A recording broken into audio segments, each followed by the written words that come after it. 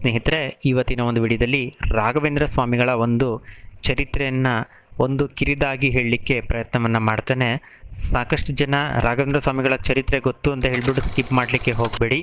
ರಾಯರ ಚರಿತ್ರೆಯನ್ನು ಮತ್ತೊಮ್ಮೆ ಕೇಳಿ, ಮಗದೊಮ್ಮೆ ಕೇಳಿ, ಖಂಡಿತ ನಿಮ್ಮ ಕಷ್ಟಗಳಿಗೆ ಪರಿಹಾರ ಅನ್ನೋದು ದೊರಕಲಿ, ರಾಯರ ಅನುಗ್ರಹ ಸಿಗಲಿ ಅಂತ ಹೇಳಿಬಿಟ್ಟು ಈ ಮೂಲಕ ಹೇಳಲಿಕ್ಕೆ ಇಷ್ಟಪಡ್ತೇನೆ. ಸ್ನೇಹಿತರೆ, ಶ್ರೀ ಗುರು ರಾಘವೇಂದ್ರ ಸ್ವಾಮಿಗಳು ಹಿಂದೂ ಧರ್ಮದ ಬ್ರಾಹ್ಮಣ ಮಾಧ್ವ ಸನ್ಯಾಸಿಗಳಲ್ಲಿ ಅತ್ಯಂತ ಪ್ರಮುಖರು. ಅವರು ಮಧ್ವಾಚಾರ್ಯರ ಅನುಯಾಯಿಯಾಗಿ ಮಧ್ವ ಮತದ ದ್ವೈತ ಸಿದ್ಧಾಂತವನ್ನು ಪ್ರತಿಪಾದಿಸಿದವರು. ಶ್ರೀ ಪ್ರಹ್ಲಾದ ರಾಯರ ಒಂದು 3ನೇ ಅವತಾರವೇ ಶ್ರೀ ಗುರು ರಾಘವೇಂದ್ರ ಸ್ವಾಮಿಗಳು. 2ನೇ ಅವತಾರ ಶ್ರೀ ವ್ಯಾಸರಾಯರು.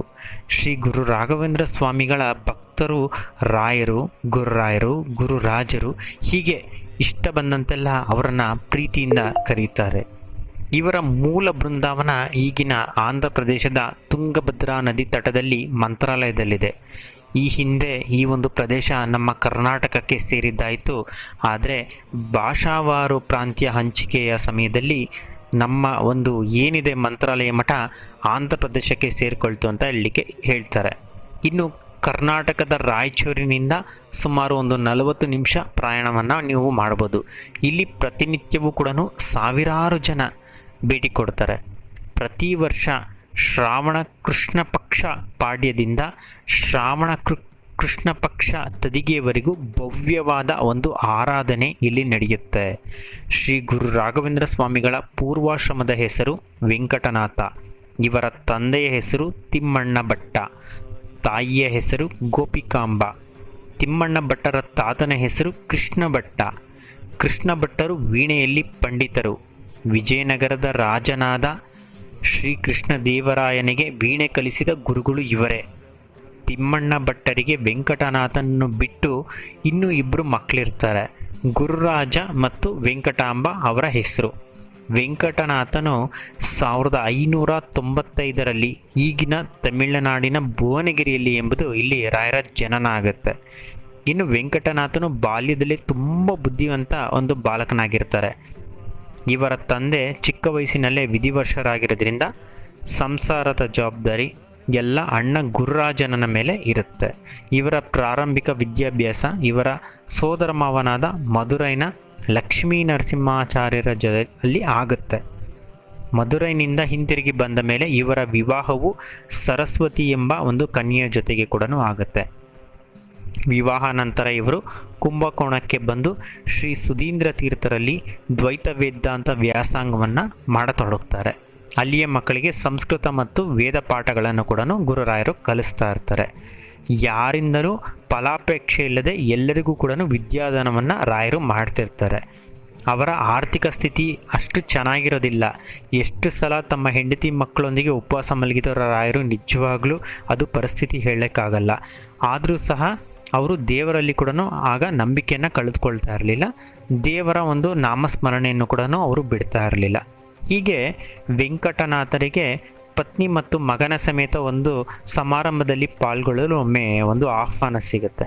ಆದರೆ ಆಹ್ವಾನವಿತ್ತವರು ಇವರಿಗೆ ಸರಿಯಾದ ರೀತಿ ಒಂದು ಗೌರವವನ್ನು ಕೊಡಲ್ಲ. ಯಾಕಂದರೆ ಇವ್ರ ಬಗ್ಗೆ ಅಲ್ಲಿ ಯಾರಿಗೂ ಏನು ಗೊತ್ತಿರೋದಿಲ್ಲ, ಗೌರವವನ್ನು ಕೊಡಲ್ಲ. ಗಂಧ ತೆಗೆಯುವ ಒಂದು ಕೆಲಸವನ್ನು, ಅಂದರೆ ಗಂಧ ಅರಿಯುವ ಒಂದು ಕೆಲಸವನ್ನು ಅವರು ನೀಡ್ತಾರೆ. ವೆಂಕಟನಾಥರು ಆದರೂ ಒಂದು ಬೇಜಾರಿಲ್ಲದೆ ಒಂದು ಕೊಟ್ಟಿರೋಂಥ ಕೆಲಸವನ್ನು ಪದ್ಧತಿ ಪ್ರಕಾರ ಒಂದು ಗಂಧ ಕೊರಡನ್ನು ಅದೇನಿದೆ ಅದ್ರ ಪ್ರಕಾರ ಇಟ್ಕೊಂಡು ಅಗ್ನಿ ಸೂಕ್ತ ಮಂತ್ರವನ್ನು ಪಠಿಸುತ್ತಾ ಅದನ್ನು ತೆಗೆದು ಬಿಡ್ತಾರೆ. ಈ ತೆಗೆದ ಗಂಧವನ್ನು ಲೇಪಿಸಿಕೊಂಡ ಒಂದು ಏನಿದೆ ವಿಪ್ರರಿಗೆ ವಿಪರೀತ ಒಂದು ಉರಿ ಶುರುವಾಗ್ಬಿಡುತ್ತೆ, ಮೈಯೆಲ್ಲ ಕೆರೆತ ಶುರುವಾಗ್ಬಿಡುತ್ತೆ. ಹೀಗಾಗಲು ಕಾರಣ ಹುಡುಕಿ ಹೊರಟ ಮುಖ್ಯಸ್ಥರು ಒಂದು ವೆಂಕಟನಾಥನನ್ನ ಕಾರಣವನ್ನು ಕೇಳಿಬಿಡ್ತಾರೆ. ಏನಕ್ಕೆ ಈಗ ಆಗ್ತಾ ಇದೆ, ನೀನು ಕೊಟ್ಟಿರೋ ಗಂಧದಲ್ಲಿ ಏನಿದೆ ಹಾಗೆ ಹೀಗೆ ಅಂತ. ಆಗ ವೆಂಕಟನಾಥರು ಅಗ್ನಿ ಸೂಕ್ತ ಉಚ್ಚರಿಸುತ್ತಾ ಗಂಧ ತೆಗೆದಿರುವುದಾಗಿ ಹೇಳಿಬಿಡ್ತಾರೆ. ಅದರಿಂದಲೇ ಹೀಗಾಗಿರ್ಬೋದು ಅಂತ ಊಹಿಸ್ಕೊಂಡು ಮತ್ತು ವರ್ಣ ಮಂತ್ರವನ್ನು ಪಠಿಸಿದಾಗ ಸರ್ವರಿಗೆ ಅಲ್ಲಿ ನೆರೆದಿದ್ರು ಅವರೆಲ್ಲ ಗಂಧ ಹಚ್ಕೊಂಡಿದ್ರಲ್ಲ ಅವ್ರಿಗೆಲ್ಲ ಏನು ಉರಿ ಬರ್ತಾ ಇತ್ತು, ಈ ವರ್ಣ ಮಂತ್ರವನ್ನು ಹೇಳಿದಾಗ ಏನಾಗುತ್ತೆ ಅದೆಲ್ಲವೂ ಕೂಡ ಈ ಉರಿ ಉಪಶಮನವಾಗುತ್ತದೆ. ಇದು ವೆಂಕಟನಾಥರ ಒಂದು ಸ್ತೋತ್ರದ ಶಕ್ತಿ ಅಂತಲೇ ಹೇಳ್ಬೋದು. ಇನ್ನು ಶ್ರೀ ಸುಧೀಂದ್ರ ತೀರ್ಥರು ತಮ್ಮ ಉತ್ತರಾಧಿಕಾರಿಯನ್ನು ಹುಡುಕ್ತಾ ಇರ್ತಾರೆ. ಆಗ ಅವರ ಕನಸಿನಲ್ಲಿ ದೇವರೇ ಬಂದು ವೆಂಕಟನಾಥನನ್ನು ಸೂಚಿಸ್ತಾರೆ. ವೆಂಕಟನಾಥರು ಅಂದರೆ ಈಗಿನ ರಾಯರು.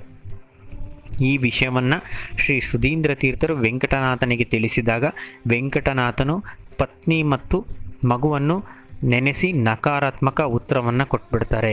ಯಾಕಂದರೆ ಯಾರಿಗೂ ಇಷ್ಟ ಇರೋದಿಲ್ಲ ತಮ್ಮ ಹೆಂಡತಿ ಮಕ್ಕಳನ್ನು ಬಿಟ್ಟು ಸನ್ಯಾಸತ್ವವನ್ನು ದೀಕ್ಷೆ ಮಾಡು ಅಂತಂದರೆ ಯಾರಿಗೂ ಕೂಡ ಆವಾಗ ಇಷ್ಟ ಇರೋದಿಲ್ಲ. ರಾಯರು ಕೂಡ ಹಾಗೆ ಆಗಲ್ಲ ಅಂತ ಹೇಳಿಬಿಟ್ಟು ಒಂದು ನೆಗೆಟಿವ್ ಉತ್ತರವನ್ನೇ ಕೊಡ್ತಾರೆ.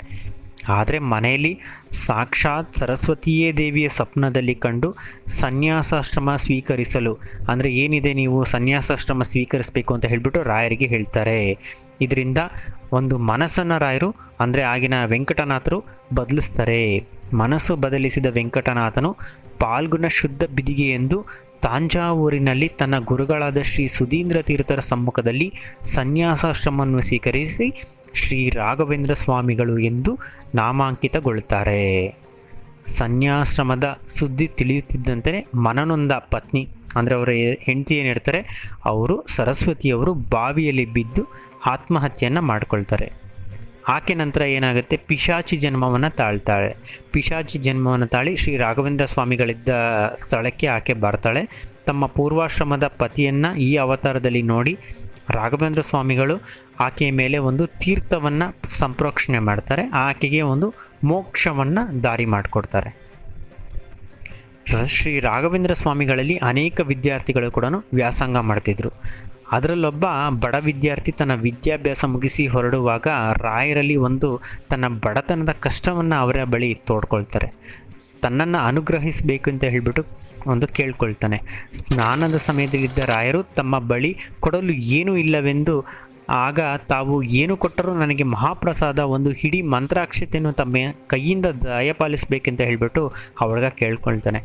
ಭಕ್ತಿಯಿಂದ ಕೇಳಿದ್ದನ್ನು ಕೂಡ ರಾಯರು ಬೇಡಿದ್ದನ್ನು ಕೊಡ್ತಾರೆ. ಅದಕ್ಕವರು ಅವನಿಗೆ ಮಂತ್ರಾಕ್ಷತೆಯನ್ನೇ ಕೂಡ ಅವ್ನಿಗೇನು ಕೇಳ್ತಾನೆ ಅದನ್ನು ಕೊಟ್ಬಿಡ್ತಾರೆ.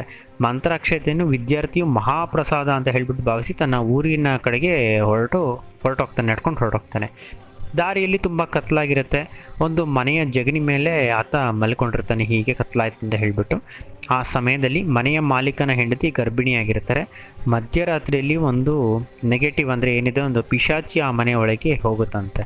ಒಂದು ನೆಗೆಟಿವ್ ಸೈನ್, ಒಂದು ಹುಟ್ಟಲಿರುವ ಮಗುವನ್ನು ಕೊಲ್ಲಬೇಕಂತ ಹೇಳ್ಬಿಟ್ಟು ಆ ಪಿಶಾಚಿ ಅಲ್ಲಿಗೆ ಬರುತ್ತಂತೆ. ಆದರೆ ಜಗಲಿಯಲ್ಲಿದ್ದ ಒಂದು ಮಲಗಿದ್ದ ಭಕ್ತನ ಬಳಿಯಲ್ಲಿ ಮಂತ್ರಾಕ್ಷತೆ ಏನಿರುತ್ತೆ ಆ ಮಂತ್ರಾಕ್ಷತೆ ಬೆಂಕಿ ರೀತಿಯಲ್ಲಿ ಅದಕ್ಕೆ ಕಾಣುತ್ತೆ. ಆ ಒಂದು ಗಾಬರಿಗೊಂಡ ಪಿಶಾಚಿ ಭಕ್ತನನ್ನು ನೋಡಿ ಮಂತ್ರಾಕ್ಷತೆ ದೂರ ಎಸೆಯಲು ಅಂದರೆ ಒಂದು ಅಶ್ಲೀಲವಾಣಿ ಆತನಿಗೆ ಕೇಳಿಸುತ್ತೆ ಆ ಜಗಲಿ ಮೇಲೆ ಮಲ್ಕೊಂಡ್ರು ಅವನಿಗೆ. ಪಿಶಾಚಿ ಒಂದು ಶಬ್ದ ಮಾತ್ರ ಕೇಳಿಸ್ತಾ ಇದೆ, ಎಲ್ಲೋ ಏನೋ ಆ ಮಂತ್ರಾಕ್ಷತೆ ಎಸ್ತು ಬಿಡು, ನಾನು ಒಳಗೋಗ್ಬೇಕು ಅನ್ನೋ ರೀತಿಯಲ್ಲಿ ಇದು ಬರ್ತಾ ಇದೆಯಂತೆ. ನಂತರ ಏನಾಗುತ್ತೆ ಅಂತಂದರೆ ಆ ಒಂದು ಮಂತ್ರಾಕ್ಷತೆಯನ್ನು ತೆಗೆದು ಈ ಒಂದು ನೆಗೆಟಿವ್ ಸೈನ್ ಏನು ಬರ್ತಾಯಿತ್ತು ಅಲ್ಲಿ ಆ ವಿದ್ಯಾರ್ಥಿ ಎಸಿತಾನಂತೆ, ಜೋರಾಗಿ ಚೆಲ್ತಾನಂತೆ. ಅದು ಅಲ್ಲೇ ಸುಟ್ಟು ಬೂದಿಯಾಗೋಗುತ್ತಂತೆ. ನಿಜವಾಗ್ಲೂ ಆ ಮನೆ ಮಂದಿಯವರೆಲ್ಲ ಇದನ್ನು ನೋಡ್ಬಿಟ್ಟು ಅಲ್ಲಿ ನಿಂತಿದ್ರಲ್ಲ ಸುಮಾರು ಒಂದು 4-5 ಜನ, ಅದನ್ನೆಲ್ಲ ನೋಡ್ಬಿಟ್ಟು ಎಲ್ಲರೂ ಕೂಡ ಗಾಬರಿಗೊಳಗಾಗ್ಬಿಡ್ತಾರಂತೆ. ಮನೆಯಲ್ಲಿ ಅಷ್ಟೊತ್ತಿಗಾಗಲೇ ಆ ಮನೆಯೊಡತಿಗೆ ಒಂದು ಸಂತಸವಾದ ಒಂದು ಮುದ್ದಾದ ಒಂದು ಮಗು ಕೂಡ ಜನಿಸ್ತಂತೆ. ರಾಯರು ಕೊಟ್ಟ ಮಂತ್ರಾಕ್ಷತೆಯ ಶಕ್ತಿಯಿಂದ ದುಷ್ಟಶಕ್ತಿ ನಾಶ ಆಯಿತು ಅಂತ ಹೇಳಿಬಿಟ್ಟು ಸಾಕಷ್ಟು ನೀವು ಪುರಾಣದಲ್ಲಾಗಿರ್ಬೋದು, ಮತ್ತಷ್ಟು ವಿಡಿಯೋಗಳಲ್ಲಾಗಿರ್ಬೋದು, ಮತ್ತಷ್ಟು ಕಥೆಗಳಲ್ಲಾಗಿರ್ಬೋದು ಇದನ್ನು ತಿಳ್ಕೊಂಡಿರ್ಬೋದು. ಆದರೆ ಇದು ಕಥೆಯಲ್ಲ, ಇದು ವಾಸ್ತವಿಕ ಸತ್ಯ, ಹೀಗೆ ನಡೆದಿರುವಂಥದ್ದು. ಸ್ನೇಹಿತರೆ, ಬರೀ ಇದು ಒಂದು ಉದಾಹರಣೆಯಷ್ಟೇ. ರಾಘವೇಂದ್ರ ಸ್ವಾಮಿಗಳು ಇದೇ ರೀತಿಯ ಸಾಕಷ್ಟು ಪವಾಡಗಳನ್ನು ಮಾಡಿಬಿಟ್ಟಿದ್ದಾರೆ. ಹೇಳಲಿಕ್ಕಾಗಲ್ಲ, ಅಷ್ಟೊಂದು ಮಿರಾಕಲ್ಸ್ ಇದೆ ಅವ್ರದ್ದು. ಈಗಂತೂ ಬಿಡಿ, ಅವ್ರ ಬಗ್ಗೆ ಪ್ರತಿನಿತ್ಯ ಕೂಡ 4 ವಿಡಿಯೋ ಮಾಡಿ ಹಾಕ್ಬೋದು, ಅಷ್ಟು ಮಿರಾಕಲ್ಸ್ ನಡೆದಿರುತ್ತೆ. ಸಾಕಷ್ಟು ಜನ ನಮಗೆ ತಿಳಿಸ್ತಾ ಇರ್ತಾರೆ ಅವರ ಪವಾಡಗಳಿಗೆ ಏನೆಲ್ಲ ನಡೆದಿದೆ ಅಂತ ಹೇಳ್ಬಿಟ್ಟು. ಸ್ನೇಹಿತರೆ, ನಿಮ್ಮ